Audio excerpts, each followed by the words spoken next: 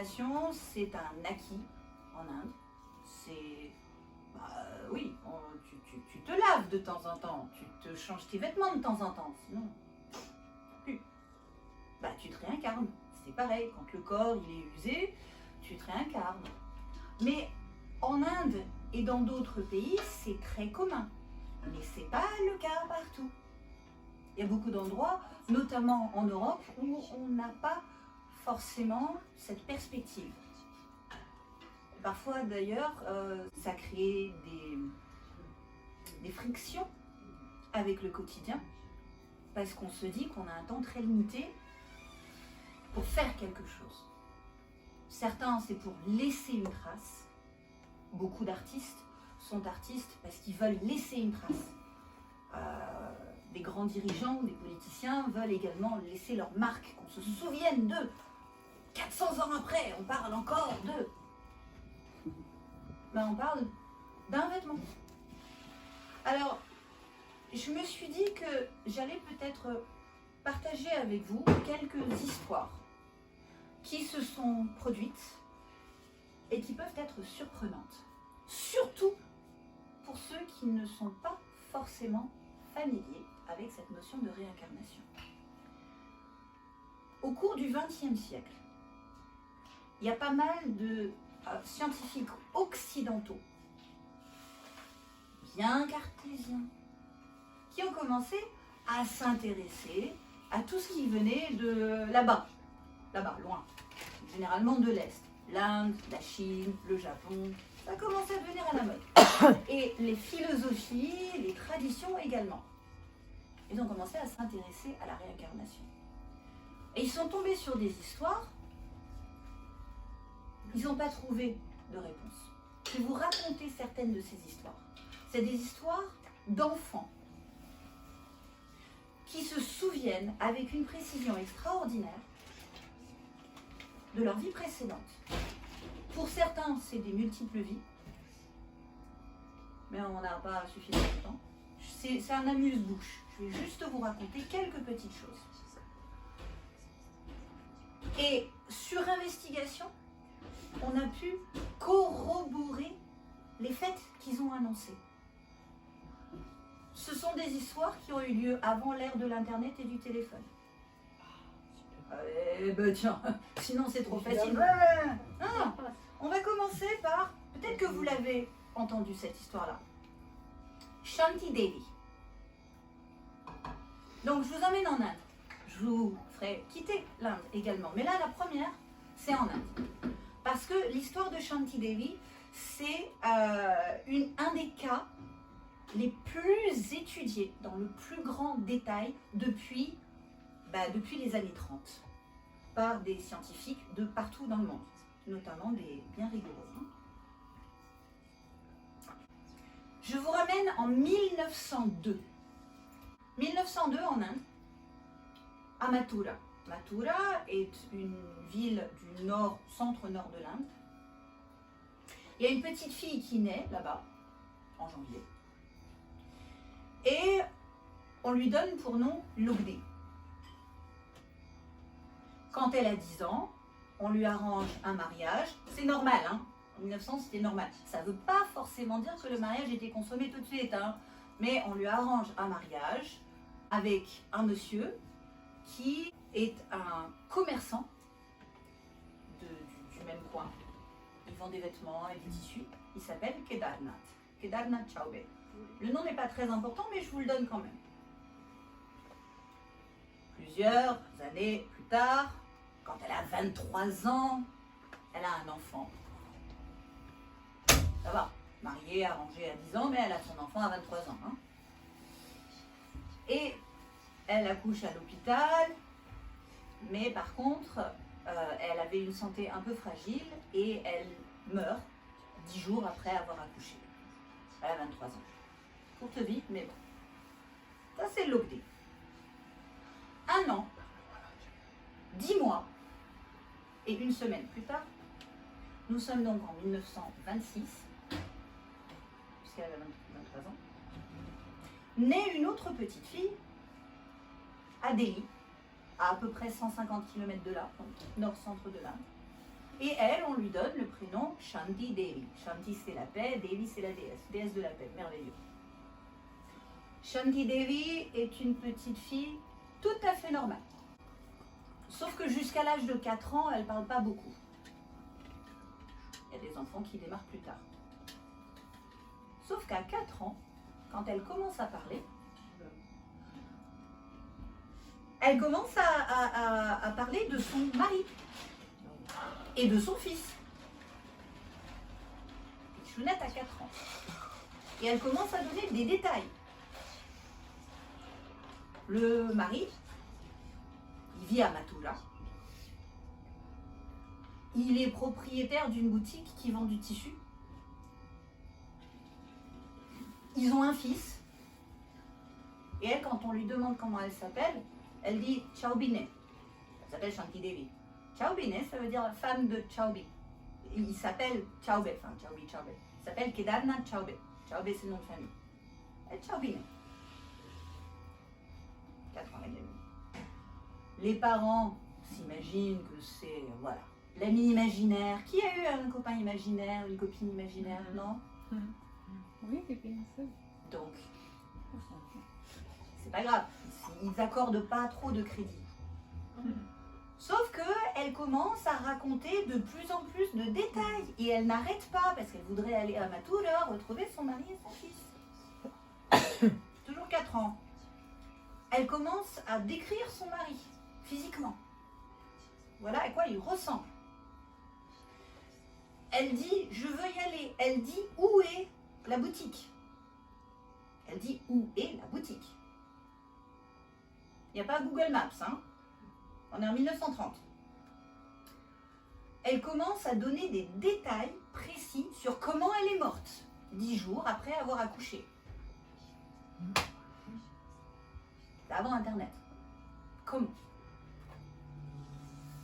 Les parents ne font toujours rien. Mais l'histoire commence à circuler un petit peu. 2 ans plus tard, elle a 6 ans, on est en 1932, toujours pas Internet.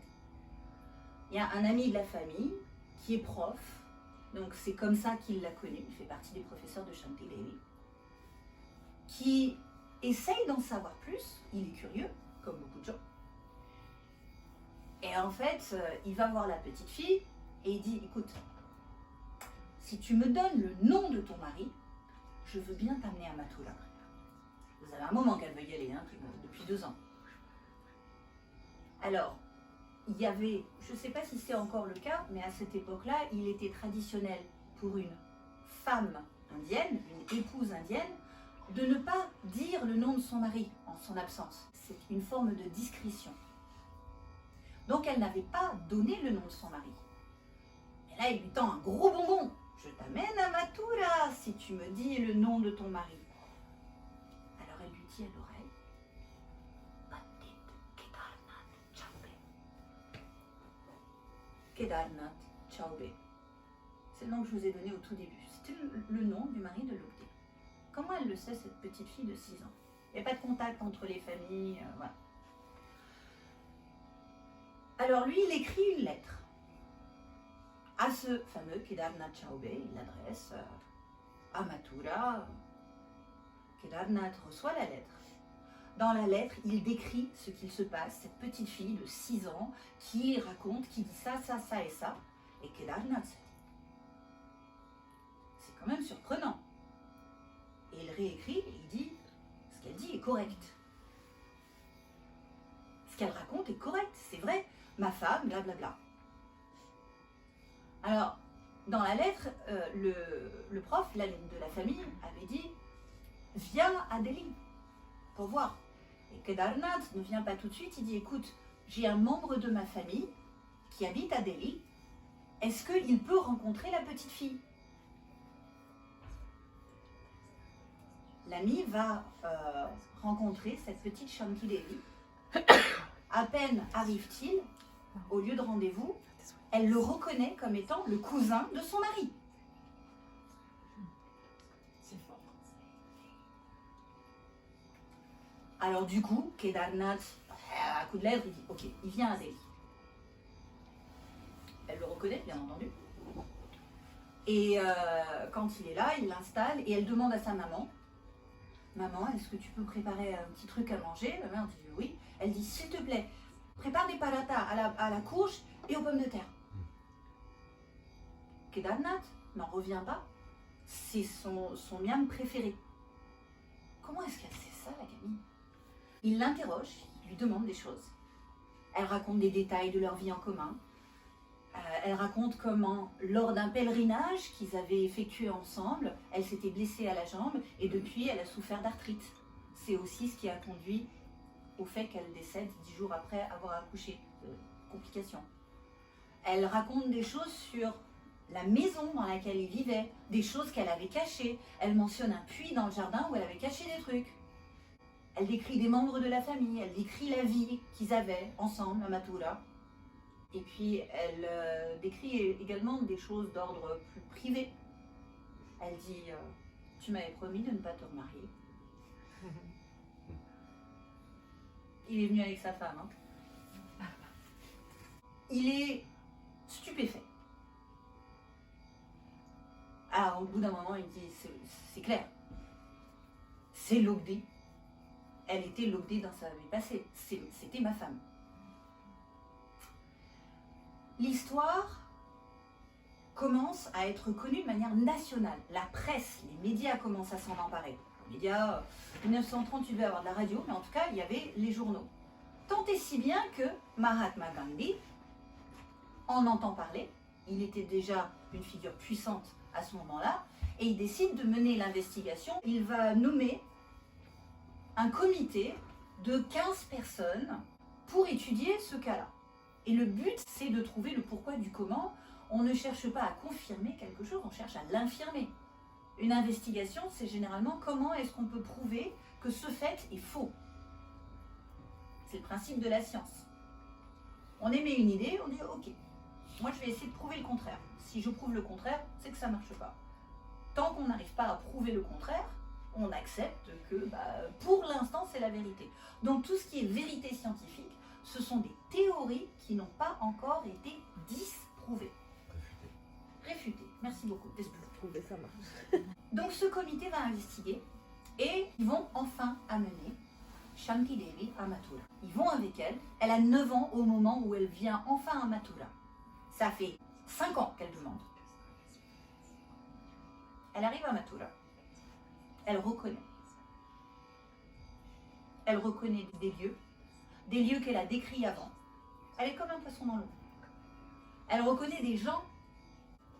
Elle voit son beau-frère, c'est-à-dire le frère aîné de Kedarnath. Alors Kedarnath a un frère aîné, d'ailleurs quand il est venu à Delhi, il n'a pas dit « c'est moi chouchou ». Non, il s'est fait passer pour son frère aîné au début, pour voir si la petite le reconnaît. Elle l'a reconnu tout de suite, mais il avait dit « non, moi je suis son frère ». Donc elle voit le frère, elle le reconnaît. Elle voit son ancien beau-père. Elle reconnaît son ancien beau-père.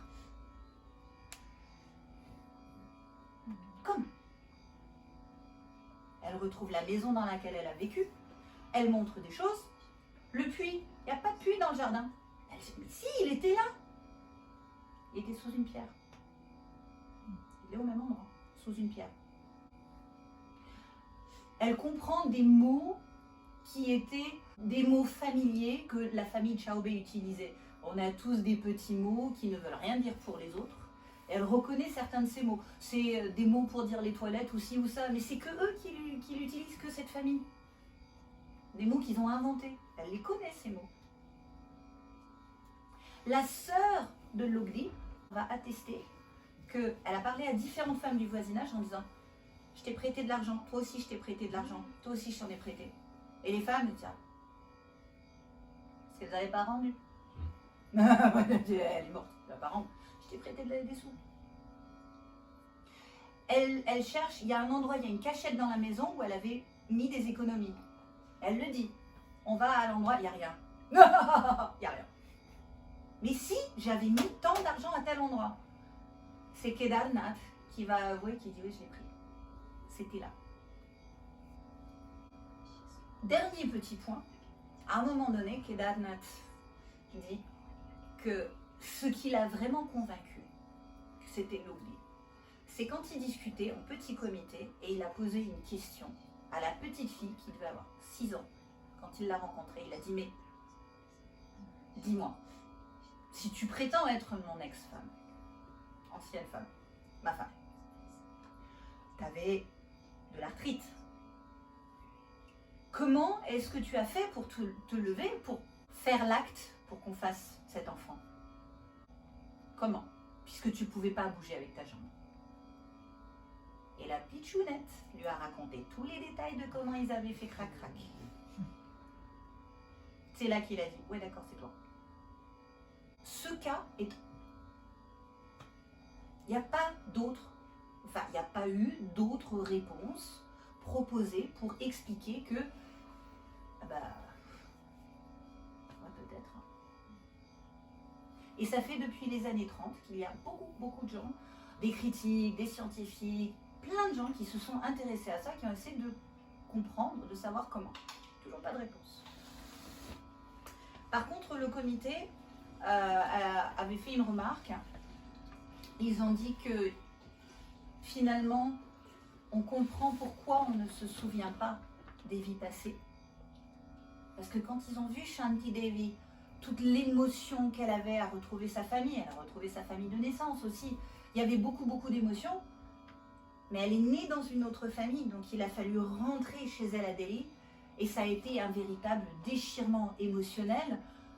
Le comité a eu l'impression de devoir l'arracher à ses parents d'une ancienne vie pour lui rendre à ses parents de maintenant. Il y avait trop d'attachement, ça a été dur, ça a été très dur. Et c'est là qu'ils ont conclu, ils ont dit, on comprend pourquoi le tableau est effacé à chaque fois. Maintenant, je vous amène au Liban. Je vous emmènerai en Europe aussi. 1958, décembre 58.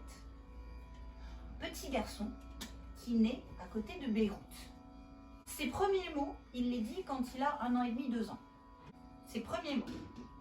Jamila Mahmoud. Généralement, vous avez maman, papa. Hein.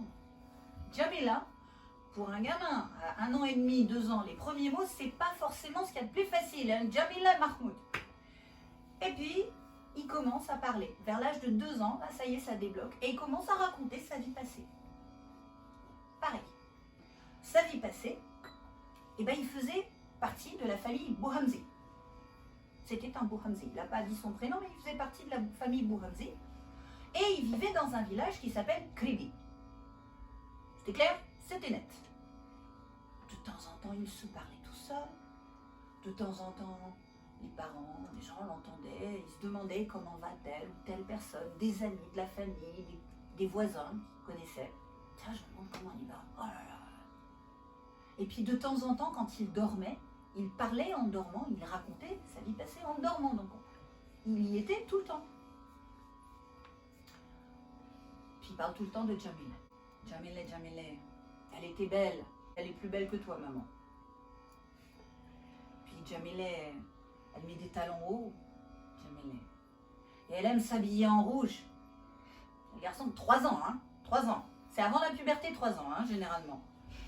Maman, tu voudrais pas faire un peu comme Jamila, s'il te plaît? Et puis il commence à raconter un accident fatal. Fatal, ça veut dire qui tue.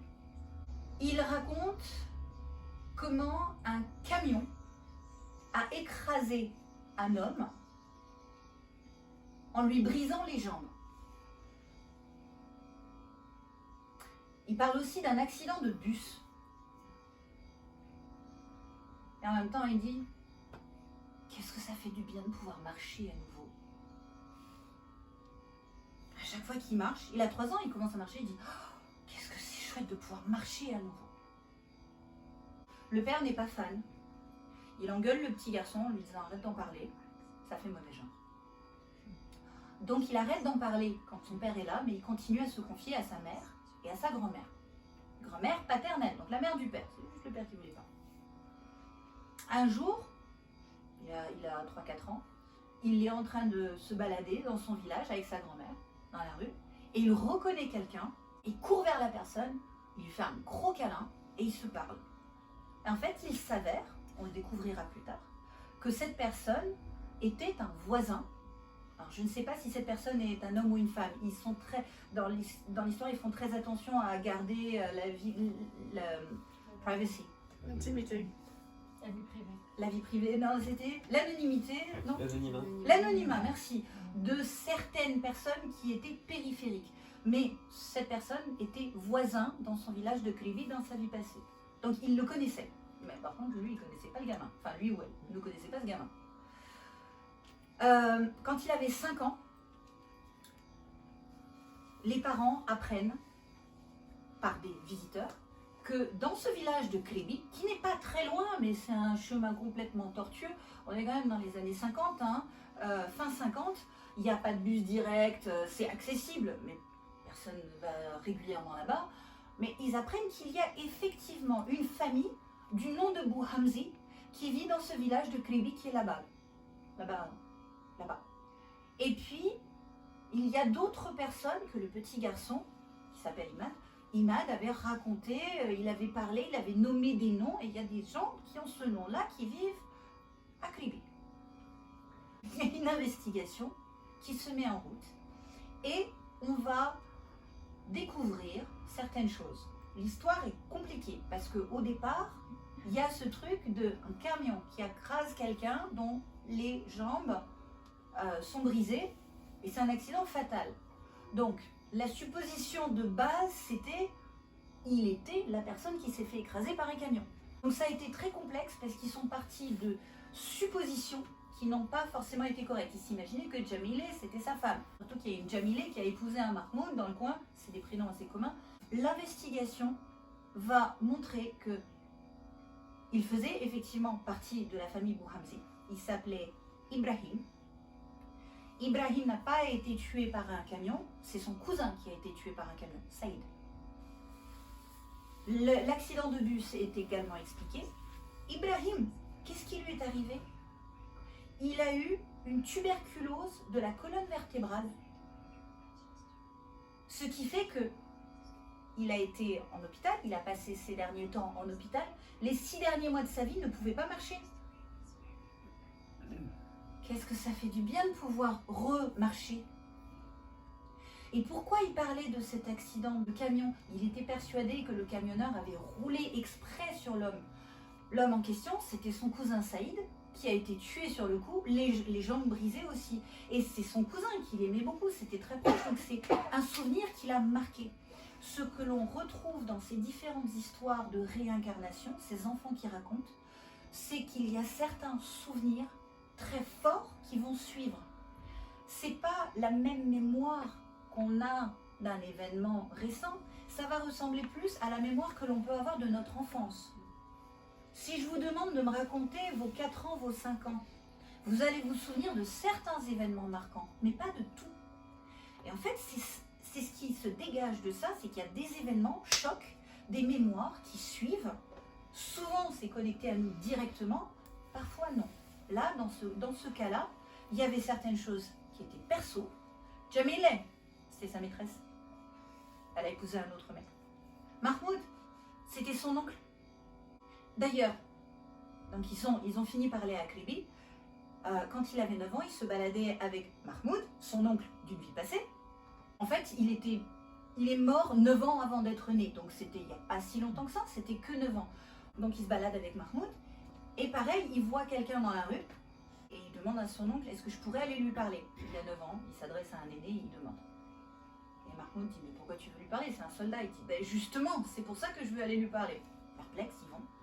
Et le petit garçon s'adresse au soldat, il parle, ils ont une discussion. Le soldat, et il dit à Mahmoud, mais attends, on s'est enrôlés ensemble dans la Légion, dans l'armée française.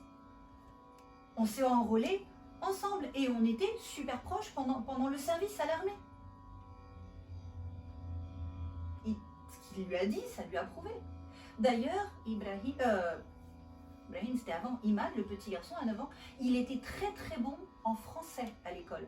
Personne de sa famille. Liban, hein. Donc il y avait l'armée française. Il était très bon en français, meilleur que tous les autres.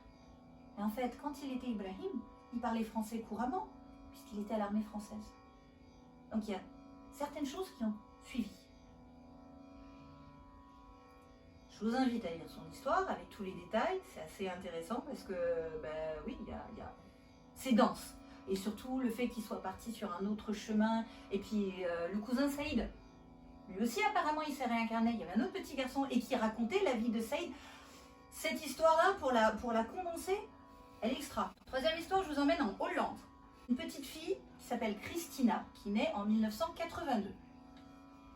Quand elle a 3 ans et demi, pitchounette, elle se réveille, elle vient de faire un horrible cauchemar. Et elle raconte à sa mère que dans son cauchemar, elle était dans une grande maison blanche, avec des fenêtres très hautes.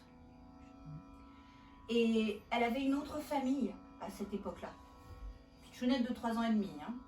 Il y avait une autre famille. C'était Pâques.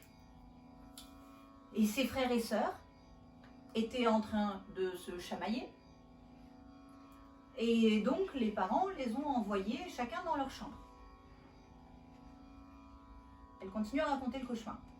Elle dit que son petit frère était en train de jouer avec des allumettes. Ne pas jouer avec des allumettes parce qu'il a joué avec des allumettes et il a mis feu au matelas. Et la maison a pris feu.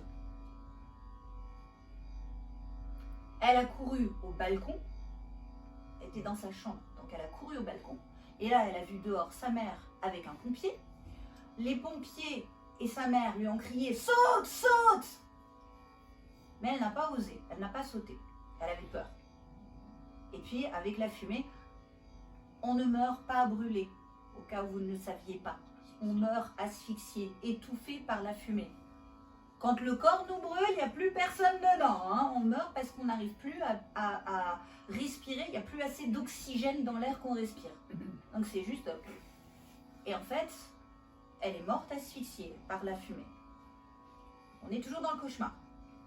Une dame en blanc lui est apparue, lui a donné l'information qu'elle était morte et l'a guidée à travers la maison en feu. Viens, suis-moi Choupinette. La dame en blanc montre à Christina, à ce moment-là, des mamans possibles et lui dit « Choisis-toi une maman ». Christina regarde et elle voit à un moment donné une dame blonde qui est en train de taper à la machine dans un bureau. Elle dit « Elle ». Fin du rêve. La maman de Christina, donc elle était en train de lui raconter, Christina, 3 ans et demi, hein, souvenez-vous, 3 ans et demi.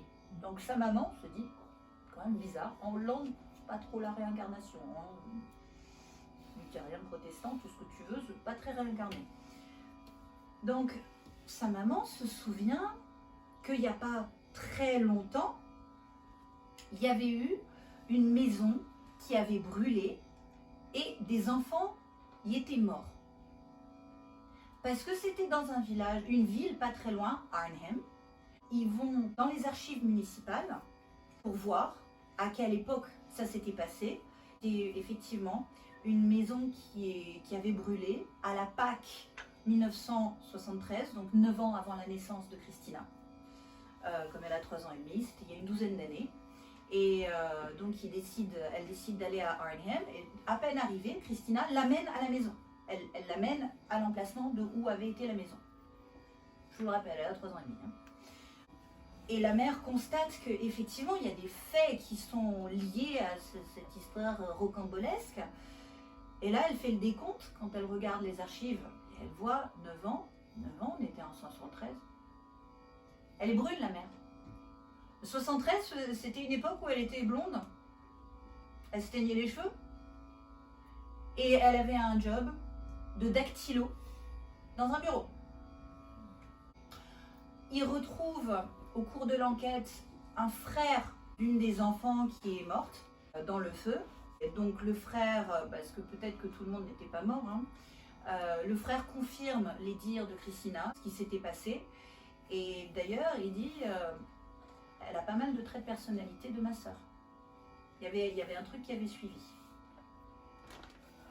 J'en ai une en France, ça vous dit? Ouais. Allez, les bleus. Chai. Chai.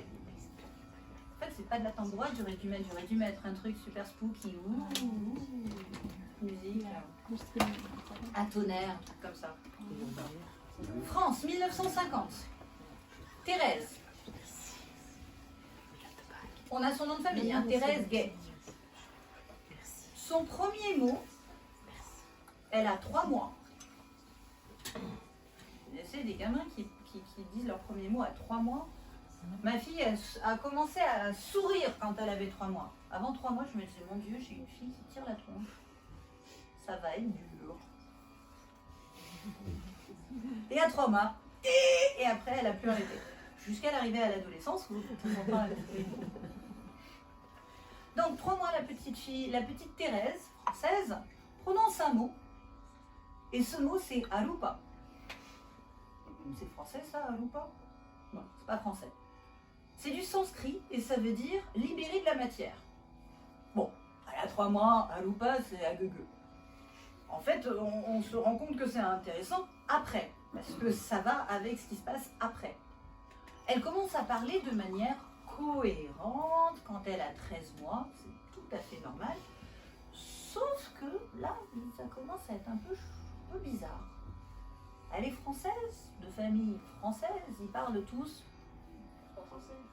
Voilà. Son père, elle l'appelle a priori Daddy. Pourquoi est-ce qu'elle l'appelle Daddy? On ne sait pas. Elle n'arrive pas à mettre les adjectifs après le nom. Elle ne dit pas un cheval blanc, elle dit un blanc cheval. Une haute table.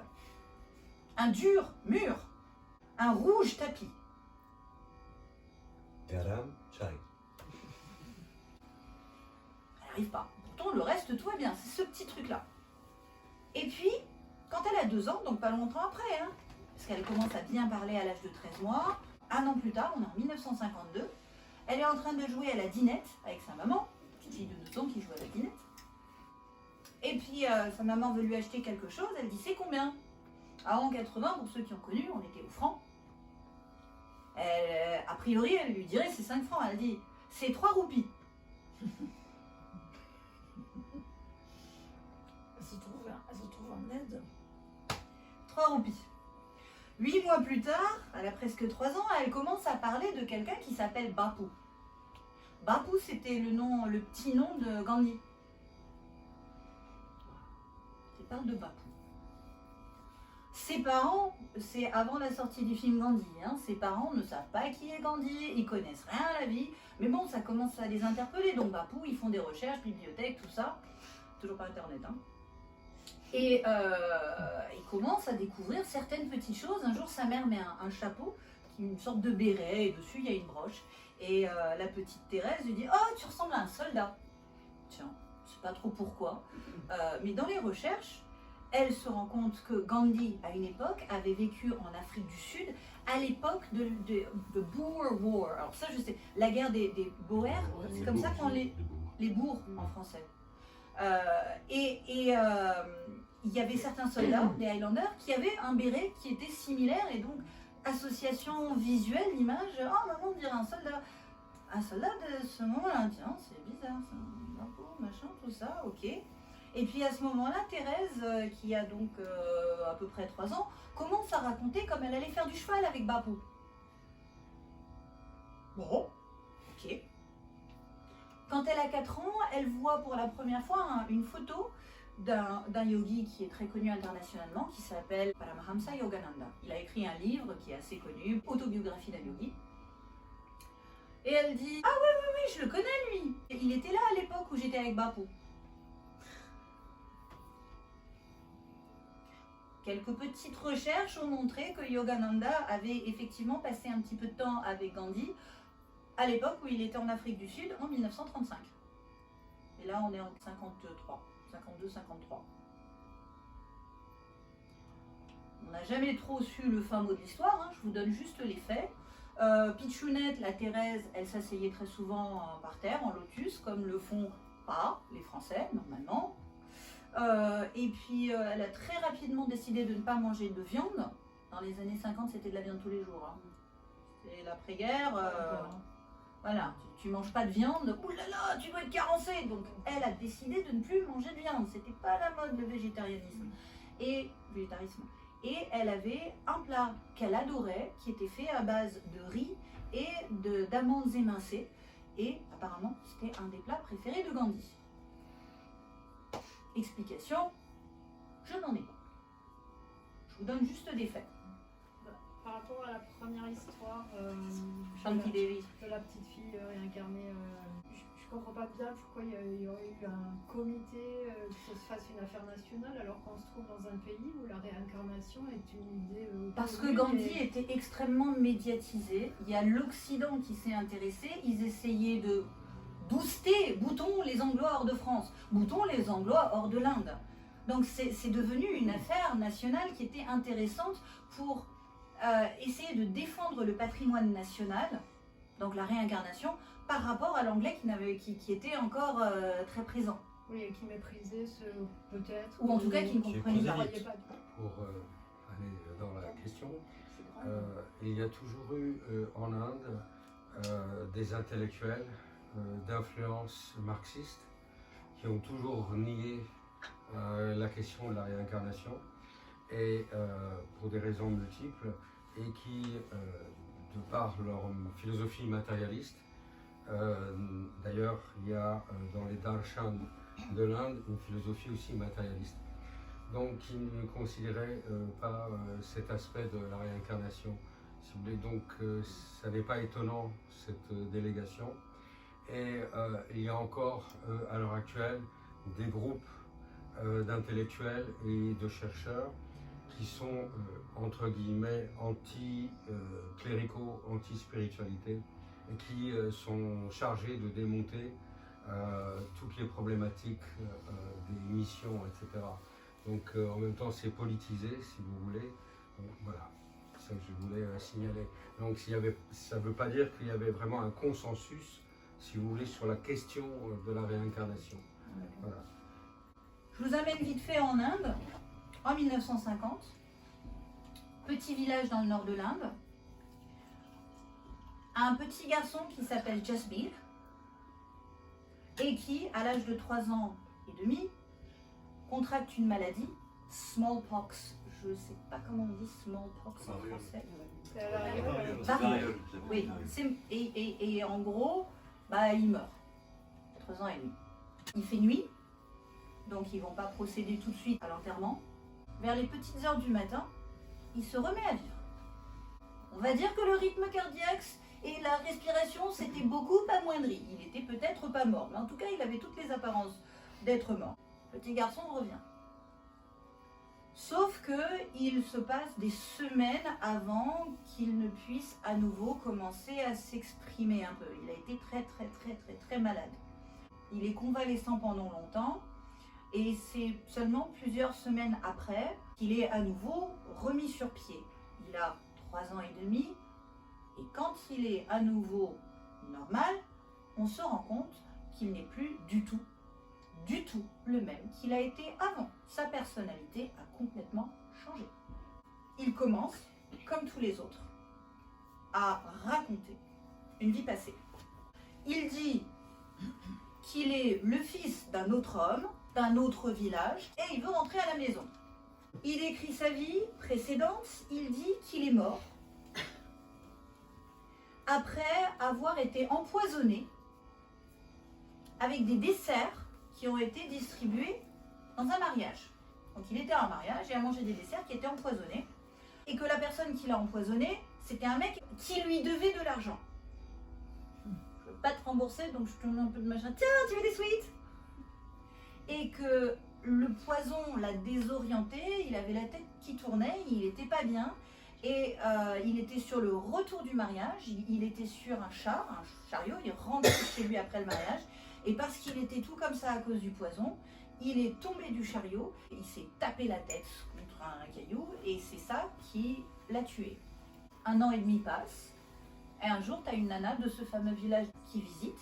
Elle entend parler de cette histoire parce qu'il en parle. Lui, ce petit garçon, Jasbir, s'adresse à elle d'une manière tout à fait convenable s'il était l'adulte qu'il était censé avoir été. Il était adulte, il était marié, il avait même des enfants, donc il s'adresse à elle d'égal à égal. Par contre, c'était pas du tout une manière appropriée pour un petit garçon de 5 ans. Du tout. Imaginez un petit garçon de 5 ans qui vient et qui vous salue d'égal à égal, nous du haut de notre grand âge adulte. Petit garçon de 5 ans, hé Choupinette, ça va, tu viens? On va boire l'apéro. Ça passe pas. Du coup, elle est très surprise.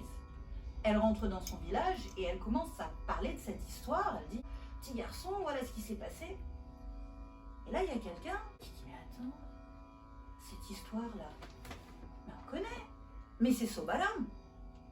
Il se trouve que les détails que raconte Jaspir correspondent exactement à ce qui s'est passé à un garçon mort il n'y a pas longtemps qui s'appelait Sobalam, qui avait 22 ans, qui était père, qui avait des enfants et qui est mort dans un chariot en rentrant d'un mariage, un accident bête. Sa famille ne savait pas qu'il y avait un homme qui lui devait des sous et il ne savait pas qu'il avait été empoisonné.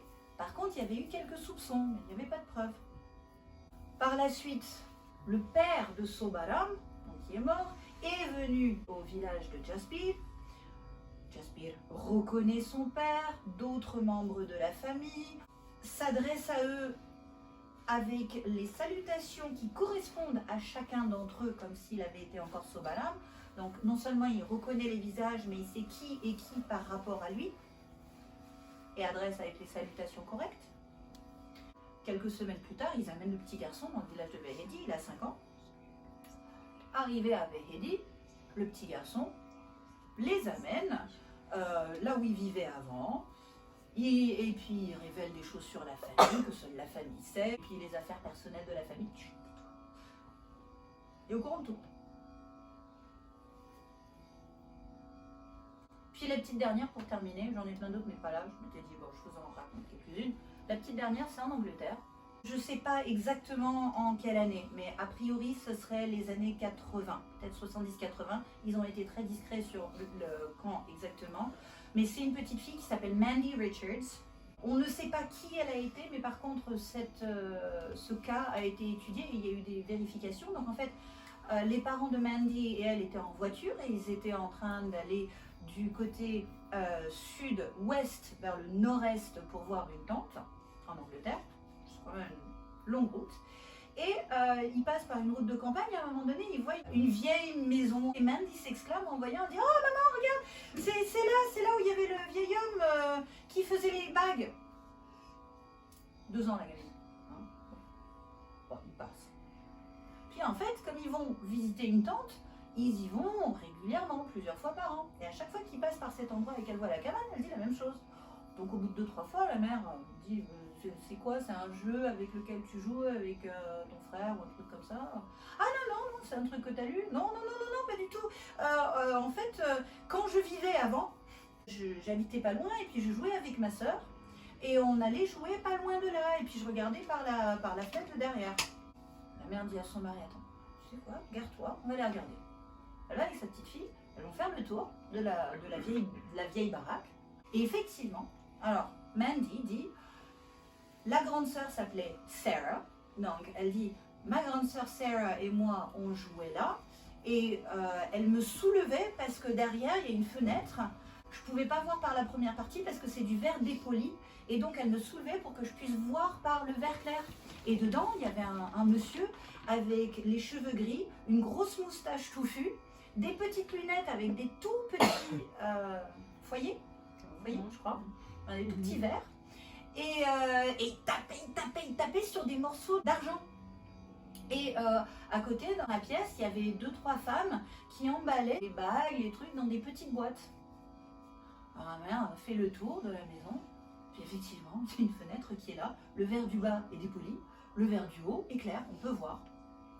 Du coup, elle va voir, elle va se renseigner, archives municipales, cadastre, et effectivement, il se trouve que en 1868, il y avait un joaillier, un silversmith, donc un joaillier spécialisé en argenterie, qui était installé là. C'est pas loin d'un village, de la gare, et c'est là qu'il travaillait. On connaît même le nom du joaillier, il s'appelait Michael Mothersole. Archives municipales, tout ça. Mais on ne sait pas qui était la petite fille, donc on sait que c'était autour de 1868 qu'il y avait une petite fille qui jouait là avec sa sœur qui s'appelait Claire. Voilà, des petits souvenirs qui reviennent comme ça. J'ai pas d'explication à vous fournir. C'est bien de temps en temps de poser des questions. Les quelques histoires que je vous ai racontées, vous pourrez les retrouver très facilement, parce que ce sont des cas qui ont été bien étudiés. Un réalisateur de documentaires, de films, il a écrit pas mal de bouquins aussi, et ça fait longtemps qu'il fait des investigations sur ce sujet-là. Donc pendant longtemps, il s'est contenté de filmer de manière documentaire des séances d'hypnose profonde. Pour ceux qui hochent la tête régulièrement, peut-être que vous le connaissez, il s'appelle Richard Martini. Je ne sais pas si c'est traduit en français par contre. Autant les travaux du professeur Ian Stevenson, ils sont traduits dans toutes les langues. Richard Martini peut-être pas, mais si vous parlez anglais, il n'y a pas de problème. Et après, il a fait lui-même des séances, donc sous hypnose profonde, et il a étudié des milliers de cas de l'Institut Newton, qui s'intéresse particulièrement à ça, par plusieurs éminents professeurs, psychiatres, qui font ce type de recherche, et il dit, il y a une chose qui ressort systématiquement, tout le monde dit la même chose, qu'on soit sous hypnose profonde, ou même certains sans hypnose, tout le monde dit, on n'est pas là pour la première fois, la conscience existe bien avant la naissance, quand on n'est pas incarné, on a une connaissance parfaite de toutes les vies que l'on a eues avant. On choisit de s'incarner. On est assisté et guidé par d'autres personnes qui nous conseillent. C'est nous qui choisissons. Personne ne dit toi, tu vas là. Mais il y a des guides, il y a des aides. Et on ne s'incarne pas forcément que ici. Il y a d'autres endroits où on s'incarne. Et on va planifier ses vies en fonction des expériences que l'on a envie de vivre. Ces expériences peuvent être diverses et variées. Ça peut être, je veux faire l'expérience du courage. Tu vas douiller. Je veux faire l'expérience de la compassion. Tu vas certainement être proche de gens qui vont douiller. Je veux faire l'expérience du lâcher-prise. Peut-être que c'est votre choix. Je veux faire l'expérience de l'addiction. Pourquoi pas? Il y a plein de différentes expériences possibles. Il certifie également qu'il n'y a pas de coïncidence. Et que lorsque l'on quitte un corps, on rentre à la maison. Alors, ce terme-là, rentrer à la maison, il est utilisé par tous ceux qui en parlent, quel que soit leur pays d'origine, leur langue, leur culture ou leur religion de base. Ils disent tous la même chose, on rentre à la maison. Ils disent également que dans un corps, on n'est là qu'à peu près à 30%. La plus grande partie de nous, les 2/3, les 70%, restent dans cet état de conscience qui est connecté à tout et qui sait tout, qui se souvient de toutes les vies passées, qui se souvient de tout. Et que ici, on n'est qu'à 30% de notre propre énergie incarnée. Ils disent toujours la même chose, ils disent, si vous avez des questions, posez-les. Si vous avez un besoin, une envie, posez-les, parce que vous allez avoir la réponse. Qui va vous répondre? Vous-même, votre plus grand vous. Vous allez recevoir les réponses. Ils disent aussi, si vous voulez parler à quelqu'un qui n'est plus incarné, comment savoir que ce n'est pas votre imagination? Ils disent, posez une question à laquelle vous n'avez pas de réponse. Si avant de poser la question, vous avez une réponse, vous savez que c'est bien la personne qui est en train de vous répondre. Tiens, je vais interroger maman, paf, j'ai la réponse avant même d'avoir posé la question. Parce qu'il y a toujours un contact, il y a toujours un lien. Dans des écrits, dans des documentaires, il dit, la notion de temps est très différente. Une vie humaine, c'est peut-être un quart d'heure. C'est rien. Ce qui fait que quand on est entre deux vies, quand on est désincarné, on revient ici Moi, je dis souvent, vous m'avez certainement entendu le dire, je dis on vient jouer dans le bac à sable. Dans le bac à sable, de temps en temps, tu te prends du sable et dans les yeux, ça fait très très très mal. Tu joues pas tout seul. Entre deux vies, t'es là. Bah les copains, j'y retourne, qui vient avec moi? Ah, moi, c'est bon. Moi, je vous retrouve tout à l'heure, là, je suis en train de manger mon sandwich. C'est pour ça que de temps en temps, on rencontre des gens, on sait qu'on les connaissait. Il y a un truc. Je pense que vous avez tous vécu ça, oui. Si on dit qu'on nous pose la question, par exemple, de la prochaine vie serait conditionnée à l'expérience qu'on a envie de vivre, sachant que le but ultime, c'est pas de se réincarner, et ça va être la réalisation, pourquoi les personnes ne font pas le choix de ne pas y retourner? Parce que pour te réaliser, il faut tout avoir vécu. Tu ne sais que tu es tout que quand tu as tout vécu. C'est un jeu. Pourquoi est-ce qu'on va sur les montagnes russes? Pour avoir peur. Mon Dieu, mon Dieu, mon Dieu! Puis quand on descend, oh, c'était trop bien. Allez, je fais la queue, je me reprends un ticket. Ça vous rappelle quelque chose? Combien de fois on se plaint que la vie est dure, j'en peux plus, je veux mourir, je veux que ça s'arrête. Après on re-signe. Parce que c'est une ère de jeu. Même si on se prend du sable dans les yeux de temps en temps. On est là pour vivre des expériences et juste pour vivre des expériences. Il n'y a pas de bonnes expériences et de mauvaises expériences. Il y a des expériences qui sont confortables et d'autres qui sont moins confortables. Mais pour toutes les personnes qui ont traversé de l'inconfort, en traversant l'inconfort, on devient confortable avec de plus en plus de choses. La réalisation, c'est quand tu arrives, tu as tout vécu et tu es là, ah waouh, c'est trop bien. Et là d'ailleurs, tu te dis plus, je ne veux plus revenir. Je rencontre des gens qui disent, ah non, c'est ma dernière vie, je veux plus, j'en peux plus là. Ah, tu vas peut-être revenir. Parce que quand tu te réalises, mais c'est le kiff. Tu viens pour jouer, tu viens pour aimer, tu viens pour t'éclater. Si je rencontre quelqu'un qui dit, ouais, pas de problème. Tu sais, les bodhisattvas, je dis, hein, là on en tient un bon. Tant que tu veux plus parce que c'est trop dur, ah, peut-être falloir retourner. Mais une incarnation humaine, apparemment, c'est un quart d'heure. C'est rien vu de là. Donc pourquoi pas s'incarner dans des expériences très intenses? Le roller coaster, le grand 8, ça dure je crois 3 ou 5 minutes, un truc comme ça. C'est rapide, c'est court, c'est intense, c'est désagréable peut-être, tu vas vomir peut-être. C'est toi qui as choisi le ticket. Hein. Non mais pour la personne qui vit la vie humaine, c'est... Ah bah oui, le temps est différent, bah, bien oui, sûr. oui. Mais c'est pour... Il y a toujours des gens qui viennent rassurer, qui viennent dire non, t'inquiète pas, t'inquiète Huguette. Ça s'en va et ça revient, c'est fait de tout petit rien. Ça se chante et ça se danse et ça revient, ça se retient comme une chanson populaire. La vie, c'est ça, oui. Il est mort en quelle année, Claude François déjà? Tout seul. Non, c'est juste pour. J'avais un doute. Pour être sûr Ah. qu'elle se paraît regarder. Oui, sauf que là, je vois pas de Claudette. Hein. Si tu veux faire Claudette, tu vas peut-être. Je préfère un effort. Mais on est ici dans un amusement park. On est dans un. Comment on dit un Luna Park en Un français? parc d'attractions. Parc d'attractions, merci. On est dans un parc d'attractions. Souvent, je vous dis, mettez votre chapeau, vos bottes, votre fouet d'Indiana Jones et ta-ta-ta-ta, ta-ta-ta. La vie est une aventure. Ouais, parc d'attraction, c'est un peu réducteur quand même. Hein. Peut-être. Ouais. Une aire de jeu. Mais c'est pour vous dire, rien n'est grave. On est là pour vivre une expérience. Il n'y a pas de bien, il n'y a pas de pas bien. Il y a ce qu'on apprécie moins, on est confortable, on est moins confortable, mais c'est juste là pour l'expérience.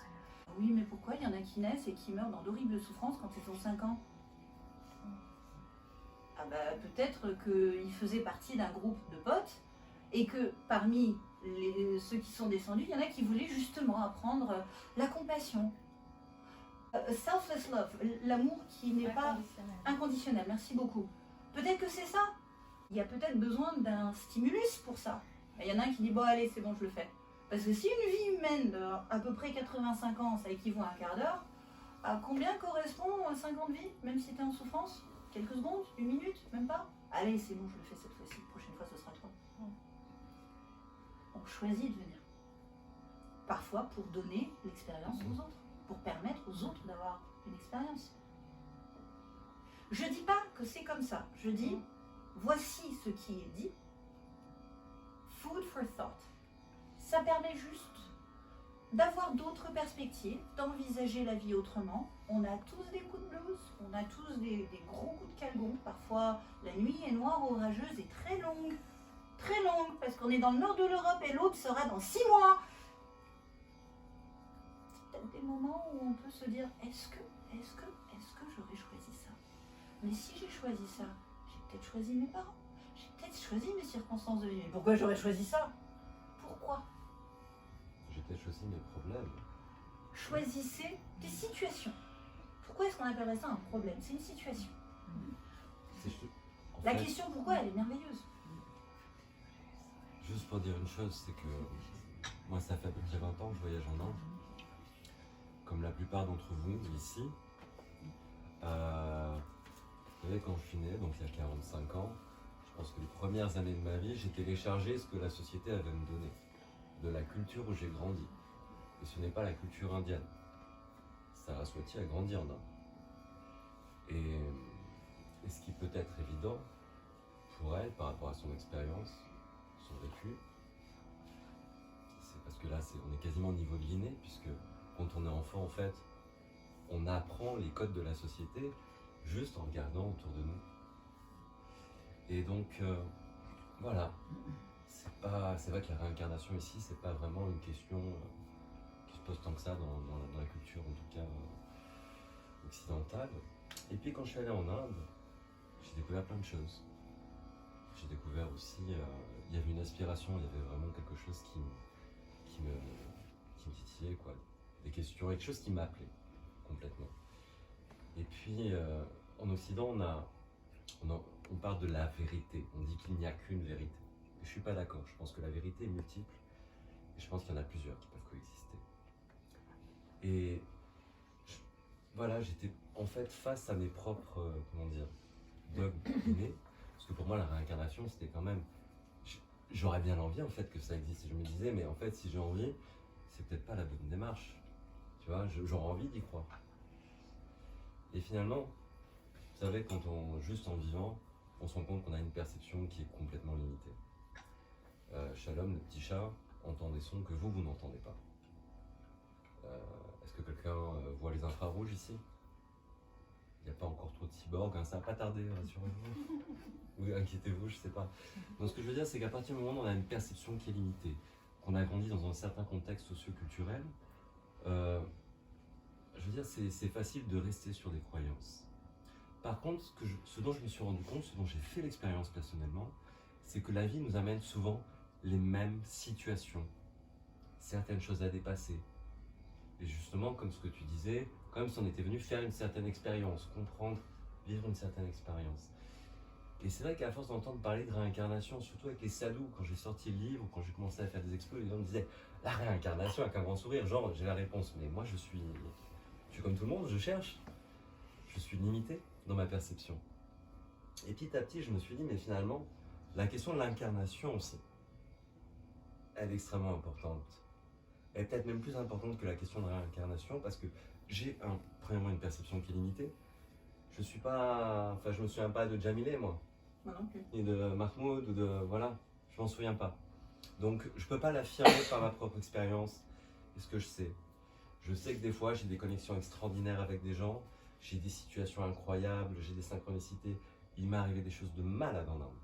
Donc, j'ai quand même une certitude, c'est que je crois à l'invisible. Parce que je sais que j'ai une perception limitée, que les choses arrivent à vous, arrivent à moi, il y a des choses qui se mettent en place. Et je me suis dit, mais la question de l'incarnation, finalement, elle est extrêmement importante. Parce que finalement, si j'ai été Néfertiti ou Jules César, déjà on est plusieurs à revendiquer le truc, donc il va falloir peut-être organiser un combat dans la boue, ou un truc comme ça, pour déterminer qui est vraiment Jules César, je sais pas. Et ce que je veux dire, c'est finalement quel est l'intérêt de savoir ce que j'ai été par le passé, alors que si on prend, on va dire l'hypothèse de la réincarnation, si je me suis réincarné pour faire face justement à une expérience de vie, pour vivre une expérience de vie, pourquoi je m'intéresse à celles qui sont à côté, ou qui sont loin, ou qui vont venir après, alors que finalement mon choix a été de m'incarner pour vivre une expérience en particulier. Donc moi j'aime bien l'idée de l'incarnation. Donc la question de la réincarnation, à laquelle je n'avais pas de réponse, à laquelle j'avais envie de croire, m'a petit à petit, par l'expérience, les rencontres et surtout l'expérience personnelle, amené à me focaliser sur ici et maintenant. Qu'est-ce que je fais là?